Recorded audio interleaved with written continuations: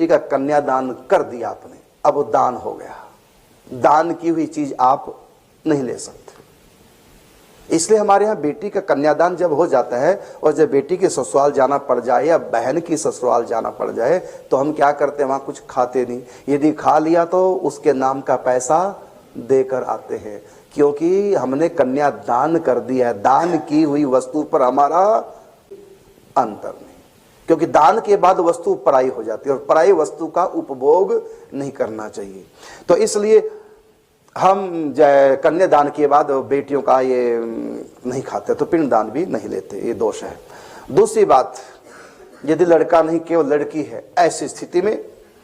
तो जब शादी करते हैं, कन्यादान जब किया जाता है तो उस समय एक संकल्प किया जाता है कि मैं कन्या का दान तो कर रहा हूं, लेकिन इसकी पहली संतान पे मेरा अधिकार होगा। मैंने दान करने से पहले, जैसे हमको भी वापिस, तो हम क्या करते हैं, 100 का नोट चढ़ा करके उसमें से 80 रुपए उठा लेते हैं थाली से, तो कोई दोष नहीं लगता। यदि हम 100 रुपए चढ़ा दिए, माथा टेक दिया 100 रुपए भगवान के चरणों में, फिर मन में अरे 80 रुपए वापस ले लेता हूं, अब दोष है।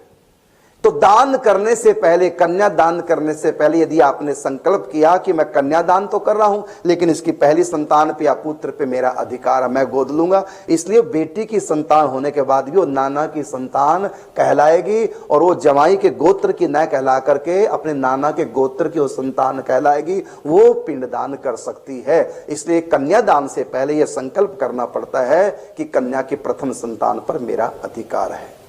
तो ऐसी स्थिति में,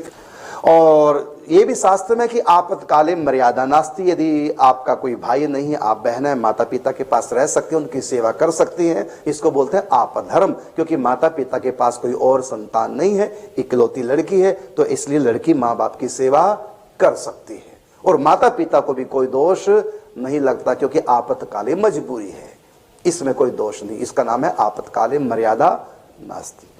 यदि और बच्चे सेवा करने वाले हैं, ऐसी स्थिति में माता पिता जो कन्यादान कर चुके हैं बेटी का, उसके घर का ना खाएं। यदि मजबूरी में जाना पड़ेगा, खाना पड़ गया, तो ऐसी स्थिति के लिए ये विपत्ति का समय है। जो बच्चा नलायक, भाई नलायक निकल आया, ऐसी स्थिति में यदि बेटी सेवा करती है और माता पिता सेवा ले रहे हैं तो कोई दोष नहीं, क्योंकि आपातकाल है, आपातकाल में कोई दोष नहीं होता।